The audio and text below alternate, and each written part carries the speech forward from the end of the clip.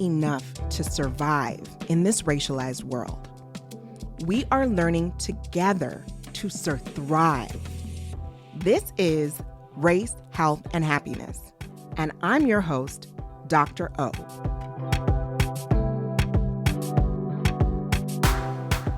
In this special episode of Race, Health, and Happiness, we're profiling one of our star interns, Jael Joseph. And as a super special treat, I've also got Dr. Karl, our producer, here on the mic, since he supervises and guides our students. Welcome, Karl. Thank you. So, as y'all know, our podcast team is comprised of Black and BIPOC volunteer students and paid interns. Our distinguished guest, Jael, has been interning with us the longest and is our associate producer. She is so talented and a bright light on our team, so we decided y'all should meet her. She is a media producer, MC, and influencer born in Dominica. Even before becoming a student at Ryerson, which is now known as Toronto Metropolitan University, she had over 10 years experience in radio as a personality and program coordinator. She is the first Black woman to be the recipient of the Faulhaber Communications Award for women aspiring to be a senior leader in communications. And she is just wrapping up her master's degree in media production. Welcome, Jael. Thank you, Dr. O, and hi, Dr. Karl. Nice to be here. Welcome. It's good to be here. Yes, it's fantastic to have you here. You know, this whole time you've been behind the scenes with us, and along with our other, student members of the Race, Health, and Happiness crew. But it's really nice to have you center stage and for folks to get to meet you. So you know, as a guest, the question that I'm coming with first. Yeah, I've enjoyed being behind the scenes, and funny, I try to hide behind the scenes lately. But everybody keeps wanting to put me in the forefront. Because that's where you need to be. I just said you are a bright light. We can't suppress the light. And so, you know the question. You know the question I'm coming with, which is, what is your superpower? Or superpowers? Yeah, I have a few of them. Okay. But probably on the front of the burner on the stove. We'll take a look at the stove. All right, it's probably, I am very, very much involved in my community, and I love seeing my community succeed. And who's your community? My community is the Black community, specifically the Caribbean, Black, West Indian community, Dominican. I am Dominican born. So I feel like I'm invested in them to see them not only excel, but be inspired by people who I meet with or who I can connect them with. So I feel like being compassionate is probably on top of it. I have a lot of other superpowers, but we'll just leave it at compassionate for today. But you said you're cooking, there's a front burner. Give me at least one more burner. One more burner. Probably I'm a bit of a perfectionist, so which I'm embarrassed about sometimes. So I will make sure whatever I do to the best of my ability, and that it comes close to as perfect as it can be. And I don't mind going and doing it over and over and over again 1,000,000 times just to get it the right way. So it can be a superpower and a not so superpower sometimes, but yes, it's something that's part of me. Yeah, no, I think every superpower has that potential for weakness, but certainly we have appreciated, and particularly Dr. Karl, who has that perfectionist superpower too. Yes, and I can attest to the fact that I made you do things over and over and over. I hope I didn't drive you too crazy, but the results have been fantastic. No, you didn't drive me crazy.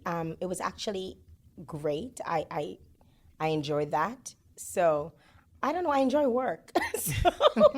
I enjoy working, and as long as I'm working for a goal that will benefit not just me but others, I will do it, and I'll keep doing it until it's just right. Yeah.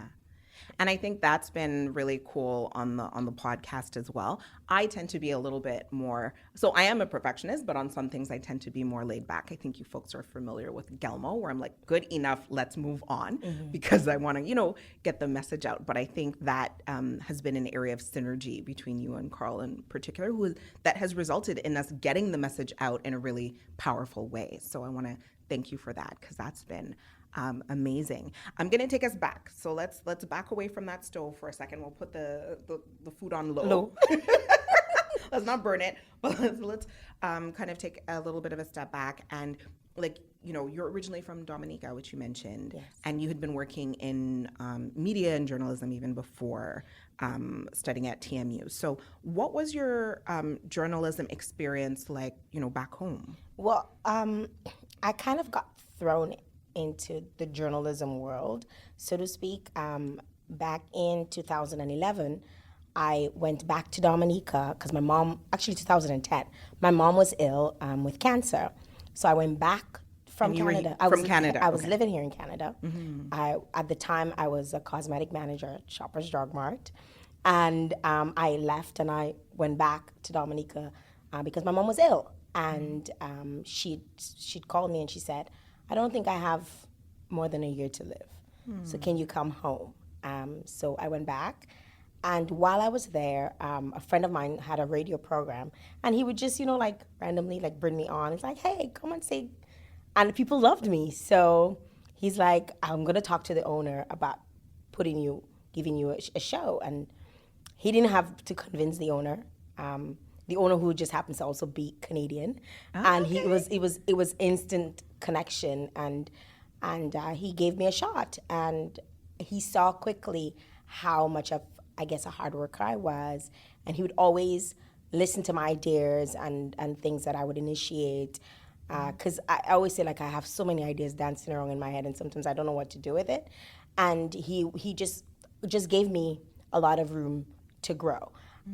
I started coordinating a show which became one of the most popular shows in Dominica at the time. What was the name? What was the name? It was called Q Talent Search. Okay. So it was this talent show that people would call into, and it was off a fluke, it was just for jokes. And then we were like, we're really getting some good people, we should make that into a thing. And it became a thing, and we would get sponsors, and I think the first year the prize was $15,000. Oh, wow. And it just kept going, and I would source the sponsors and everything. I would go on the road and get people to donate and help, and a lot of those kids, I call them kids because back then they were kids, now they're adults, and some of them have thriving singing careers in the islands, and some of them credit me. They're like, they'll come back and they'll say, Jay, you're the one who got me to where I am, And so it's really, it was really a good time for me. I also did DJ competition. I started a DJ competition, and the DJ that actually emerged from that is probably one of the best DJs in Dominica right now. Oh, wow. And people always say, are you going to come back with the show? Are you going to come back? So I guess I had a lot of room to be what I wanted to be and do what I wanted to do in terms of programming, because I got so much leeway and so much authority. He gave me a lot of say, hey, go ahead, just do what you think. Yeah. That is so cool. You certainly, like I said, you're this bright light, and they saw that light and they're like, okay, let's have it shine through. And it clearly everybody benefited from that.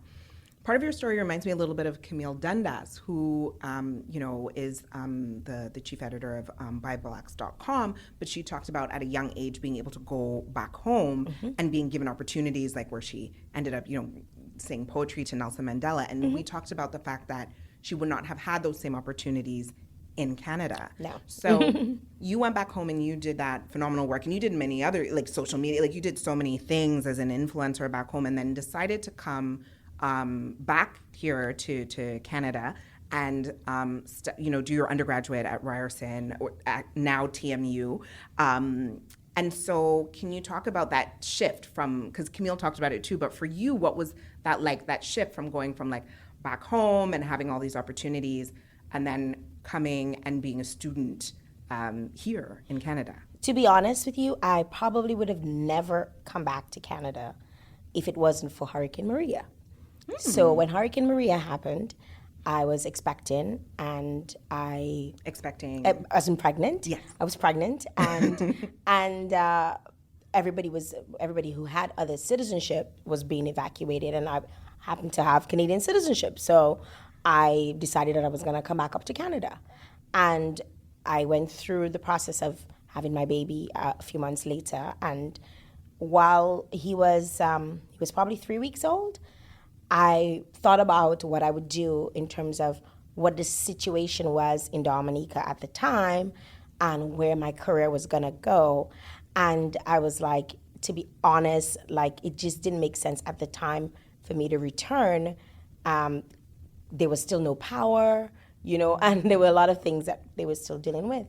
And I was just surfing the internet and I came across Ryerson. I was like, you know what, probably I should just go back to school. And if I go back to school for something that I really want to do, then probably I could just be great at it. And a lot of my friends and family encouraged me. They're like, yeah, you're like a big fish in Dominica. Go somewhere. You can't grow. There's no more room for you to grow in Dominica. You need to go back to Canada. Stay. Don't come back. Like people were trying to force me to stay, I'm like, okay then. Trying to make more space for themselves. They're like, go. And I decided, I was gonna go back to school, and that's how the whole Ryerson and journalism and everything came about. And I had a really, really good experience at Ryerson. I think everybody's experiences are going to be different, but I'm actually interested in your unique experience, not necessarily in that at the university, but in general. You have a lot of intersecting identities. I do. And, you're a Black person, you are a woman, you are an immigrant in Canada. And so for you, which aspect of your identity do you think has been the most challenging for you in the field of journalism in Canada? Perhaps not at the university, but in Canada more broadly, do you think? Well, I think because I think more so the immigrant aspect of it has a lot more weight for me, because I have Black friends, Black female friends, who I see to some extent, I guess, they might consider themselves to be thriving. So I would like to say that they're doing fairly well for themselves. And I'm familiar with a lot of other Black women who I see, doing well enough, Right. But enough is perspective, right? So for me, I don't feel as a Black female immigrant that I will ever get to that place where I feel like I'm thriving and not surviving, right? Why? I feel like in this stage in my life, because I am obviously a mature student, so I'm older, I would have to start from the bottom to get to where a lot of the people that are my age group fall, right? And I'm not willing to go back to making $34,000 a year. That is, I make that in 2 months in Dominica. Right, if I'm actively, you know what I mean? And what you're describing is actually a really common immigrant experience, right? And that's part of, I think that's the intersection of not just being an immigrant, because I think we often talk about immigration, but it does fall under colonialism mixed with racism, in the sense that obviously if you were a white British male who has a British accent, that experience of being an immigrant to Canada is very different than being a Black woman who has a Caribbean accent, right? So it's not just immigration. It's the cocktail, it's the mix. The whole mix can be a challenge, and so many immigrants come to this country seeking opportunities, but experiencing a number of unnecessary barriers, unjust barriers. I agree. Do you feel like you've seen that or witnessed that, and in what way? It's happened to me. I've witnessed it. I've seen it happen to my friends. I've seen it happen to people that I know. I've seen it happen. It's happened to me. For example, if I've applied for many jobs and I've not gotten called back. Why is not that? Because most of my experience in media is in Dominica. So they look at me as, well, she had nobody. But I actually have 30K followers. You know what I mean? I'm like, how many media people in Canada actually have 30K followers, unless they're like prime time people, right? Especially coming out of school. Exactly. So I look at that and I'm like, I can make money just selling ads on social media if I wanted to be that kind of person. Right. You get what I'm saying? But you want these, Canadian opportunities. Exactly. And do you feel, so it's them looking at the Dominica. Yeah. Do you feel that there's other barriers that come up for you? I don't want to say I've never faced racism since I'm in media. Like it was before when I lived in Canada before, and when I worked, I experienced racism these times. But right now, I try to not think of it as something to hold me back, because I'm seeing so many more opportunities for people who have diverse backgrounds getting exposure. Call it what it may. It may be just because George Floyd had to die, but it's happening, and I always like to look at the solution and not the problem. And for me, it hasn't. My color has not. Or the fact that I'm Black has not been a problem. The problem I really see is the immigration aspect of it. Yeah. Being an immigrant is what really is my roadblock. That's my roadblock. Right. Pause. Jael is describing something that I've heard from my patients and is also described in the literature. For many immigrants, racism is less of a challenge compared to xenophobia, which is the discrimination they face because they are immigrants. On top of that, when it comes to racism, actually, the impacts are cumulative, so that the longer you live in North America, or the younger you are when you're exposed to it, the deeper it cuts. So experiences vary widely. To hear about Camille Dundas's experiences of racism as a Black Canadian journalist who also lived part of her life in the Caribbean, check out Season 3, Episode 2. Now, whether you're experiencing discrimination due to race, gender, or because of immigration, it is extra stress that can impact your health. So check out the show notes in each episode where we have helpful information and resources for you.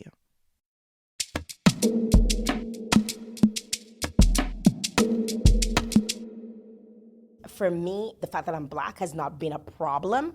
The problem I really see is the immigration aspect of it. Yeah. Being an immigrant is what really is my roadblock. That's my roadblock. Right. Or right Caribbean now. immigrant. Like I said, it would be different if you were a white British immigrant. Right. So then in that case, one barrier that I do hear people talk about a lot is the issue of accent. So I was born here. I have a Canadian accent. But has accent been, do you think, a barrier for you, or do you see it as a potential barrier in It media? has been. It was when I worked a regular job before moving back to Dominica. I remember customers would say, they would correct me between rich and reach. They would correct me all the time, about simple things like that. And I'm like, I feel like there's always an innate demand for you to assimilate. Like, you need to sound like us. And I'm like, I can't sound like y'all. I was raised somewhere else. I was raised somewhere else. My parents are from somewhere else, and I'm very much involved in my community. I'm speaking English. Just pay attention, like open your ear and you'll hear what I'm saying, and you'll understand. And it's not hard to understand me. So why must you put so much emphasis on how I pronounce certain words, like happiness, right? Yeah. So why is the emphasis? And we tend to, as in Canada, it tends to be something like you're not saying it properly, or say it properly. Like what is properly? That's a good question. What exactly is properly? Yeah. Or you might think that it sounds better if you clean it up, but what exactly aren't you not understanding? Didn't you not get the meaning? Did you lose focus on exactly what I was saying, and your entire focus was just on the fact that I just pronounced it differently than you? I've had those issues a lot. Even in presentations, I get very nervous presenting in front of a class. while Right, because I was going to ask specifically in communications, because I mean, you mentioned it like when you were at Shoppers, but then in communications, how has that played out? Well, So people see me as very outspoken and vivacious, and even in groups, I can be in a group, I can be myself. Okay. Right? I can speak my accent, I will switch it up when I have to, and I always tell people, I code switch. So you just have to get with the program, right? Right. However, when I had to present in front of a classroom, sometimes I would get like really, really nervous, like stage fright. And I'm like, Jael, you MC for World Creole Music Festival, 5,000 plus people. Like you get nervous in front of like 20 people. It's because they're going to be paying attention to my accent. And I know that they're going to be paying attention to my accent because whether or not they come back and they say something positive, they always come back and say something. Right. You know what I mean? Yeah. Like it's always like... It's always there. It's always there, right? Yeah. So people have always kind of shine a light on my accent, and I don't see that my accent represented in the Canadian media. And when I say in the Canadian media, I'm looking at thriving media personalities, right? I'm not looking at, because at the end of the day, if just being a household name is not making it in Canada. Right. Being a household name is not making it. Making it is you have to have everything that comes with it. So whether it's the house, whether it's the car, whether it's the fancy privilege, like your talents are recognized. Exactly. I have to say, I mean, so I think back in the day there were, and those who tried their best to pave the way, who did come with their authentic selves and their accents. I think, Karl, a few. Yeah, and that's an interesting question, because I'm wondering, when you do see in the media, particularly here in Toronto, where we do tend to at least have some diversity. People on the air like, everyone from Jojo Chinto to Natasha Ramzahai to Nadine Powell, people who have come from different places in the world who bring their accents and who are on broadcast media, mainstream broadcast media, and are beloved by the public. Does that say anything to you? Does that inspire you to say that, yes, I can do that too? It doesn't really, though, because it puts me back in the same boat being in Dominica as them, because everybody knows them, but where is the wealth that comes with how you see media people on? I mean, if you think about anchors who've done this major success, and I don't want to single out, but you've seen, you're not seeing major success. I'm not like seeing top. that. I'm not you're seeing right. that. So you're seeing diversity, but you're not seeing, and that is a phenomenon that we see in many industries where we might see diversity, but then there's a ceiling, and sometimes they call it a glass ceiling. I know in Asian communities they call it a bamboo ceiling. I think for a lot of Black people, we're actually don't even talk about ceiling. We're often left on the floor. You right? understand? So I think that is that's a good point, that sometimes there are folks who are, doing their good work, and we don't know, but what we know is probably what you're picking up is there probably is a ceiling, right? And hopefully that ceiling is going to be broken, but you're not seeing somebody who's like, majorly successful, who has at least an accent or a Black Caribbean accent. I'm guessing, is that what you're saying? That's exactly what I'm saying. Yeah. So I don't turn on the radio and hear somebody that sounds like me. Right. Even on making mainstream jokes radio. on mainstream radio. Yeah. I mean, it's not just who you see on TV, because they could take a pretty face with an accent and say, okay, she's a pretty face, it'll sell, But listening to somebody is a whole different ball game. Radio and TV is a whole. We may put them on the same playing field, but you have to convince someone on air when you're on radio just by them listening. So think about here in Canada, me being on a major radio station, leading with with my voice, my accent, people gonna have a problem with it. Well, I don't know. I don't think it's guaranteed, because there's always it might not be the listeners. Yeah, but the people who have the power will probably find a problem with it. Pause. There is so much to unpack here. Okay, first of all, Canada is ridiculously proud of its Multiculturalism Act, in which the federal government supposedly made a commitment to promoting and maintaining a diverse multicultural society. But in my opinion, it is implemented using a colonial lens, meaning other cultures are seen as inferior. We ask professionals to come to Canada, but when they get here, they are asked for Canadian experience before they can get a job. That's a real catch-22. Then, they often have to start over, redo their education, and then are denied opportunities. They're discriminated against due to accent, culture, religion, and/or race. Not only is this unjust, it can actually lead to worse health outcomes within a few years of immigrating to Canada. Pushing back is tough, but what Jael is talking about is knowing your worth and not settling for anything less. And I know that's not a viable option for everyone, but there is no question that that is a powerful position. And empowerment has a positive association with well-being.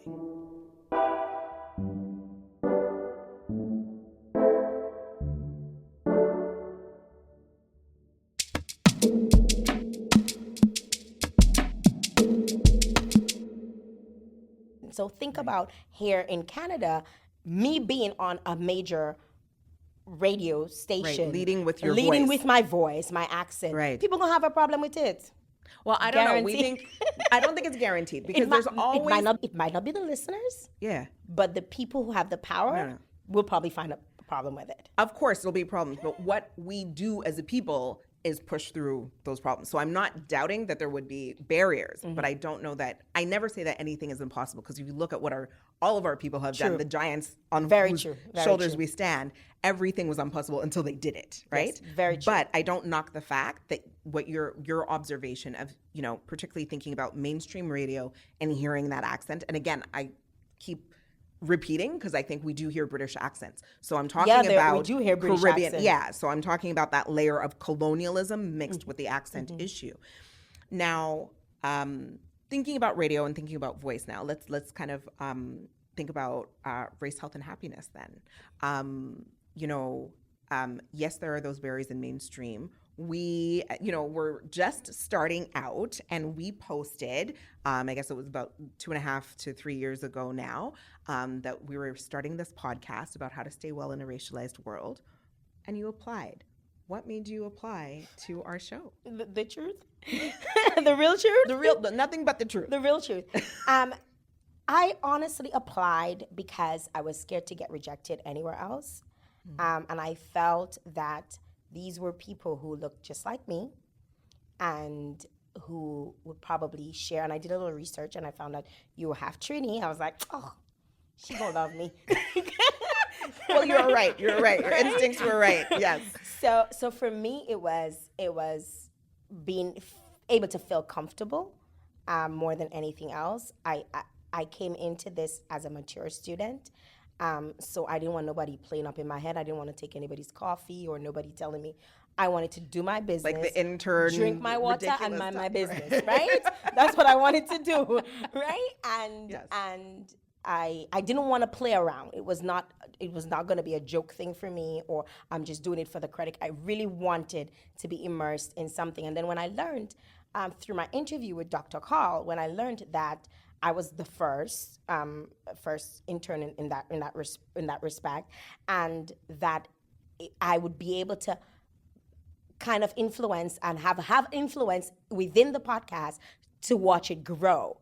And I love to see things grow. Like I love to see. And you're good at when making I start things grow. So. I guess I am, right? But I love to see growth, and I always feel like every season we can be better. Let's come up with more, and when the numbers, when you guys give the analytics, I mean, that's fast forward, I get excited about that because you get a sense that you're reaching more people. So for me, Race, Health, and Happiness was more like a baby, and I was like, yes, I get to be with a group of people who I felt had a lot of influence, had a lot of knowledge, brought a lot to the table, who would be able to guide me as well as walk me through this, and we could win potentially, because I'm like, if they win, I'm winning too. That's how I looked at it, right? Yes, yes. Yes. I think, no, sorry. It's like I'm thinking about those songs like that have like win, win, win, no matter what, like that. I'm like suppressing the song in my head. But I think for us, I think you like popped out of the page. So like Karl received all of you received all of the applications and you shared with me, and then we went through it. But that's right. Yeah. Well, yeah. And what was funny was we, or maybe I, was really thinking we need somebody to help us on the technical side. We needed, we're thinking about a website. We're thinking about doing all kinds of innovative things. Maybe one day have a RHH app. So we had a couple of applicants who came across my desk who had some of those technical skills. And when we, I did the interview, they were very nice. I think they could have worked. And then yours was the last application to come in. Almost didn't apply. Last minute. And I was looking at your papers and I said, okay, she has some podcast experience, which is great because we're obviously trying to do a podcast. But I'm thinking, in terms of that technical piece, I wasn't seeing the same kind of thing. So I was like, I don't know. But we wanted to give you a shot. So I would say within the first 1-2 minutes that we started talking, I knew that you were the one because of your energy, your positivity, your empathy. You had a star power, and talk about popping off the page. You popped off my screen it was during the pandemic, so we were doing the interview on Zoom, but you popped right off that screen, and I said, we've got to get into the Jael Joseph business because she is going to bring an excellence and an energy that we need. And I was so happy that you agreed. I think by the end of our conversation, we were both excited, and I was so happy that you agreed to work with us. I was happy when you called because I had not applied anywhere else because I was just like, and I'm like, if they say no to me, then I'll go apply elsewhere. And that was what it was. You were the deciding factor. If you'd said no, then the next day, probably the same night, I would have probably applied. I started applying. Yeah, but that's what's funny too, is that we see ourselves, or at the time, we were this startup, these two little people, we're not professionals. We can't compete with the big networks. So why, is a student really going to feel that we can add something to their education? So we, in a way, were honored that you were so excited to work with us as well. Yeah. And we hope that you got out as much as we got from your contributions. I did. I learned a lot. I mean, for my first, because I did 2 internships with you. Yes, 2 internships. I didn't want to leave. With a volunteer piece in the middle. And then another with a volunteer, internship. yes, exactly. So my first run as an intern in my undergrad journalism intern, I spent a lot of time with Dr. Karl, and very meticulous, very much. But I enjoyed the fact that he would pick my brain to find out where my creativity on any piece was coming from. Mm-hmm. So it wasn't just, I like that, it can work. Oh, wow, this is so good. The question he would always ask is, what were you trying to convey? And sometimes it could come across as, is it not good? Like you're getting like scared, like, oh my God, what did I do? Did I mess up? But over time, I learned that was his process. But it was a process that I no longer feared. It was a process I welcomed because it got me thinking. It got me to reach behind the back of my head and look for things, for things that would probably minister to people or touch people and their emotions. And he's like, what were you thinking when you did this? Or the song, where did you get that song? He would always ask me questions about different things. And then if it didn't work, he would say, why don't you try this and tell me what you think, and we might still go with yours, but try this. And when I would try, so it wasn't never, set in stone that it was my way or the highway. It was just a process, and it was a process I enjoyed. I learned a lot. I came in with very little, as you say, the tech, very little video experience, and I was able to learn so much during an internship.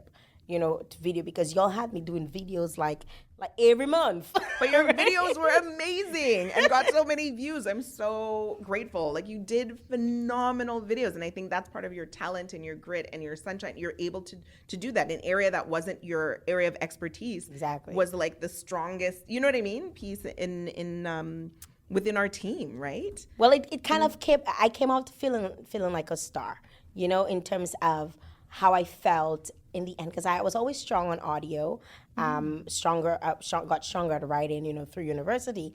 And then this internship really opened me up more to the video aspect. And then I volunteered with you guys for a little bit. And then I came back as an intern for my master's. And it was just funny because it just happened where I was about to start applying again. And you called me and you're like, Jael, we're looking for someone. And I was like, well, I'll be that someone. I don't need to go nowhere.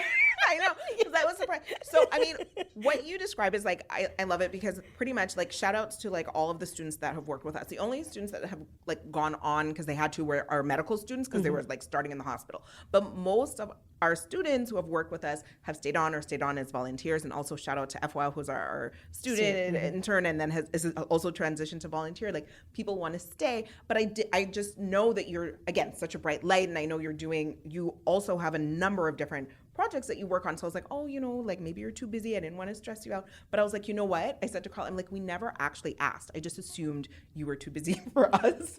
And so I was so excited when you said yes to I was happy to say yes. I mean, it was a no-brainer for me. Like I didn't have to give it any extra thought. I was like, why do I need to expose myself to people who can potentially tell me no when I have people who are telling me yes right in front of me? Like sometimes we're trying to reach where, my mom used to say, hang your hat where your hand can't reach. So, I'm like, you know what? They're willing to give me that shot. They're gonna give me more exposure. I mean, and it was right off the bat. Hey, we can get you into doing this. And you really spoke to me and said, what do I need to get you up to speed to show at the end that you've completed everything that you need to do for your internship? I ran it by the chair of the university, and it was a go. And I mean, I'm happy I made the decision to stay. Most people were saying, why are you doing 2 back-to-back internships with the same organization? I was like, yo, I am happy there. Nobody is stressing me out. Nobody, I don't feel any microaggression. Nobody is racist towards me. Let me be. Yeah. But also I think, so when Karl and I, like we do have this vision of giving opportunities to students, and, we continue to have students work with us. But for us, it's really important to make sure that you do have those opportunities. And that's why I asked you the question, I'm like, what do you need? And we will work with that. And also to provide direction and have an impact on the direction of the podcast, but also just to fulfill whatever you might need. And there's other team members. I don't know, like how's your experience been with the entire team? Well, the second time around, or through the volunteerism aspect of being at RHH, I got to know you more, and and then Jordan, and at the time Latoya was there, and everybody. I just started getting to know Obadiah. Spent some time with Obadiah, teaching me different audio techniques, and Obadiah stayed with me for probably about 2.5 hours. Working with me. It was all virtual because we're in a pandemic, and he really the care, the compassion, it's just a lot of care. Everybody. The team treats when people are going through stuff, even without we saying we're going through stuff. I feel like there's we're connected some way somehow that you can just sense when, and it's even when Camille came on, I don't know what about it and how it works, because we're not BFFs where we hang out and we speak on the phone. We don't have that kind of relationship. It's as close as to professional as it can be. Yeah. But we just know when we meet up for Wednesdays and our Wednesday meetings, and if we're going through something, we can say what we're going through. We can be open, we can be honest, we can talk about different things that we're going through in our workplaces. Because there are a wide range of people who work other places who volunteer with RHH, and just feeling a sense of belonging, and that's what RHH did for me. And even at the end of my internship, I know I kept saying at the end, and you thought that I was gonna leave. I'm only an intern until the 30th. I was reminding you, and you're like, I think you probably thought I would leave, but I'm like, well, I'm only leave if you guys want me to go, because to be honest, the Wednesday meetups have been somewhat almost like therapy for me, because I get to come to a midweek And it honestly has helped with me because I suffer from anxiety, and it's helped me tremendously because right there in the middle of the week, it kind of just centers me back, and then I can continue for the rest. So it really does help. And I guess in its own way, Race, Health, and Happiness it's coming right back full circle. Like what we do out there is coming right back, right to us, inside, So it's a really neat group of people, and I really enjoy. I think it's really cool to hear you say that. And I for us, it's intentional, right? Like we think it's really important to walk our talk, to live what we believe. And that's what we're trying to, share with the world in some aspect. But also kind of what you just said, it's professionalism. But professionalism doesn't have to be, I would say, colonial professionalism, which is extractive, which also comes from the legacy of slavery in North America, which is to take human beings, turn them into commodities, take every, talent and energy and everything out of them, and then just leave them there. Like for us, it is professionalism. We're putting out a podcast, we have deadlines, but it's like, how are you feeling as a human being, or as a full person coming into this space, right? And that for us is intentional in the way that I work, in the way that Karl works, where we try to find that balance, you know what I mean? And that we can be well and do this work and understand where somebody might, we've all had our moments, especially during this pandemic, where we're like, I can't. You know what I mean? I would if I could, but I can't. And then we all have that understanding and kind of fill in for each other, or work, find a workaround. But not only that, but the amount of things I learned, like especially the last couple episodes. I think the last couple episodes I've been more involved as a guest, as associate producer. So I learned so much, like from Numan. I remember, I gave you my feedback when we first listened to the episode, and seeing what came out of it and how it made me understand who I was more as an individual, as an immigrant. It made me, because you were talking about cultural pride and cultural fluency and all of these things that essentially I'd never really learned about. I never learned that in school. Right. I learned the protective factors. The protective factors. Yeah. And I was like, oh, that's what I'm doing when I do this. Or that's what this is, Pause.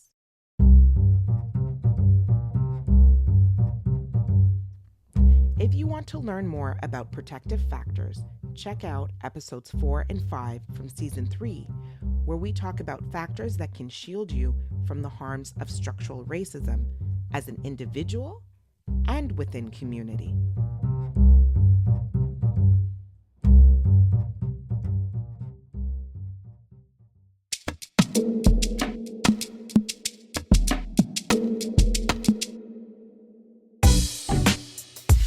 The Race, Health, and Happiness podcast will be right back after these short messages.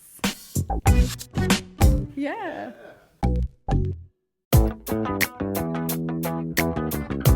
The Race, Health, and Happiness podcast is produced with the support of Toronto Metropolitan University. We are proud to be partnered with TMU, a school that has committed itself to addressing its colonial past, doing its anti-racism work, and moving forward with a mandate to provide an equitable and inclusive learning environment.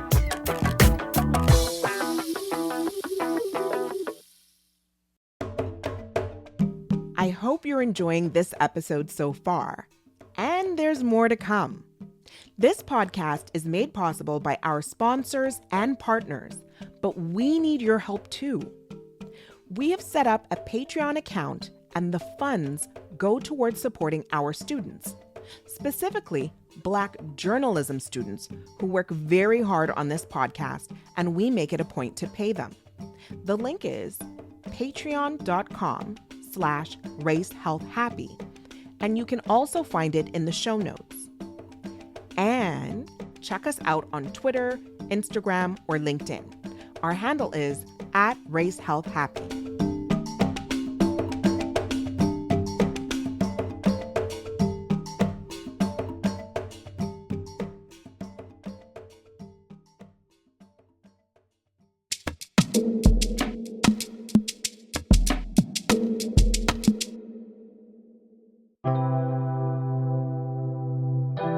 Now back to the Race, Health, and Happiness podcast.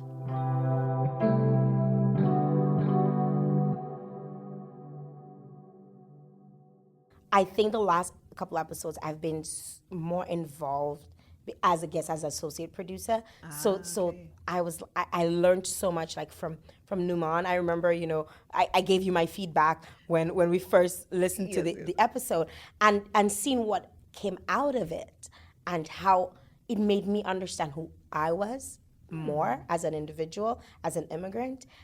It made me, because you were talking about cultural pride and cultural fluency and all of these things that essentially I'd never really learned about. I never learned that in school. Right. I learned the protective factors. The protective factors. And I was like, oh, that's what I'm doing when I do this.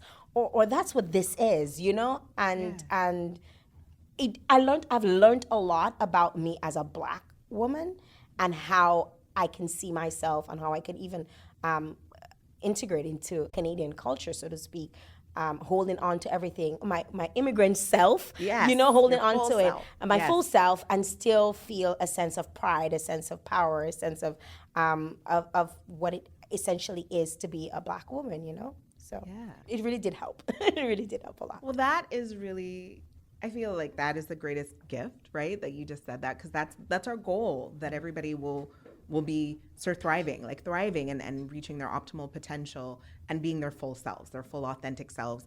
And, obviously, I want you to continue to stay connected to Race, Health, and Happiness, but I know that you're also onto like bigger and better things, and you're already even doing those things. Do you want to let our listeners, hear about some of the projects that you're on right now and what's next as you're graduating? You want to talk a little bit about that? Well, the thing that's probably like first and foremost is the fact that I am finishing off my master's in art, media production specifically, and I have a project